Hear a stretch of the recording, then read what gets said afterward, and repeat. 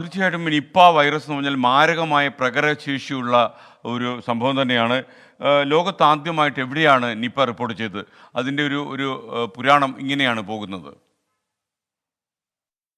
ലോകത്താദ്യമായി 1999-ൽ മലേഷ്യയിലാണ് രോഗം റിപ്പോർട്ട് ചെയ്തത്.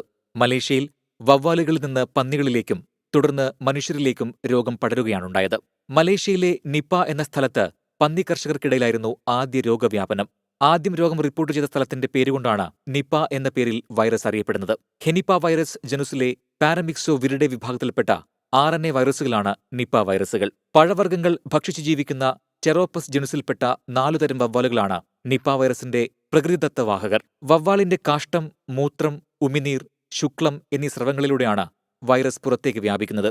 ലോകാരോഗ്യ സംഘടനയുടെ രേഖയനുസരിച്ച് മലേഷ്യയ്ക്കും സിംഗപ്പൂരിനും പുറമെ നിപ വൈറസ് ബംഗ്ലാദേശിലെ മെഹർപൂർ ജില്ലയിൽ 2001-ൽ പ്രത്യക്ഷപ്പെട്ടു. തുടർന്ന് ബംഗ്ലാദേശിലെ ഒട്ടേറെ ജില്ലകളിലേക്ക് രോഗം പടരുകയുണ്ടായി. 2012 മാർച്ച് വരെ ബംഗ്ലാദേശിൽ 263 പേരെയാണ് രോഗം ബാധിച്ചത്. ഇവരിൽ 196 പേരും മരിച്ചു. 2001-ൽ ഇന്ത്യയിലെ ബംഗാളിലെ സിലിഗുഡിയിൽ 71 പേരെ നിപ വൈറസ് ബാധിക്കുകയും 50 പേർ മരിക്കുകയും ചെയ്തു. 2007-ൽ പശ്ചിമബംഗാളിലെ നാദിയയിൽ 30 പേർക്ക് രോഗബാധയുണ്ടായി, 5 പേർ മരിച്ചു. വവ്വാൽ ഭക്ഷിച്ച് ഉപേക്ഷിച്ച ഈന്തപ്പഴത്തിൽ നിന്നാണ് രോഗം പടർന്നതെന്നാണ് കരുതുന്നത്. ബംഗ്ലാദേശിലും ബംഗാളിലെ നാദിയയിലും മനുഷ്യരിൽ നിന്ന് മനുഷ്യരിലേക്ക് രോഗം പടർന്നിട്ടുണ്ട്. Research desk 24.